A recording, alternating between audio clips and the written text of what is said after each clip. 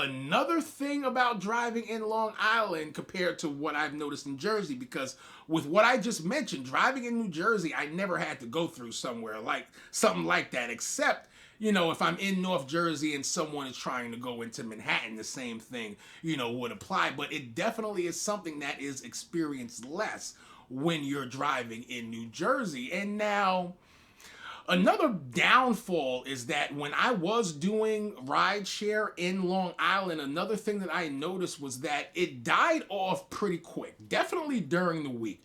Friday and Saturdays, of course, you would have a peak, but pretty much outside of that in Long Island, I would say after 8, 9 o'clock in the evening, the volume kind of died off to the point where you might as well just go home. Now, there may be some exceptions to this where I have noticed, like in the summertime, during peak months, July and August, but pretty much outside of that, what was strange about Long Island was that it died down pretty early. Now, when we do a flip over to New Jersey, I didn't really experience that ever inside of my rideshare journey, but one thing that's definite to point out is that now, if you're in the area, New York, New Jersey, and you're trying to pick a spot where you should drive, if you're gonna be that guy that comes out late and likes to get his trips in late night, you definitely may want to consider driving in New Jersey over, Long Island. And then the last point that I really want to make, because I don't want to make this video too long, was that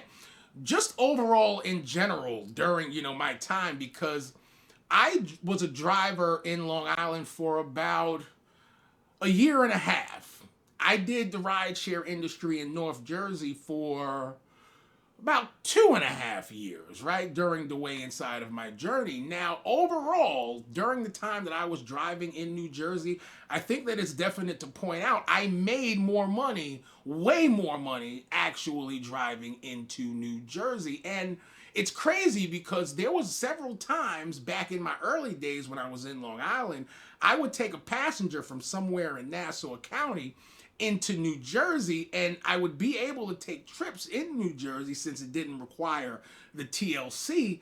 And the few hours I would stay in New Jersey, I automatically, saw that it's way more money out here. So I was just a little bit excited when I came into the North Jersey, region years ago, because now I had the ability to make more money. It was something that I thought would happen just from my prior experience of taking passengers into New Jersey. So, and when I say way more money, I'm talking about at least potentially 50% to double, the amount of money that I was making each week, driving in Long Island. So I hope that kind of helped you guys out just a little bit from a driver that's actually, worked North Jersey and Long Island. So feel free to get down below this video in the comments if you guys have any questions.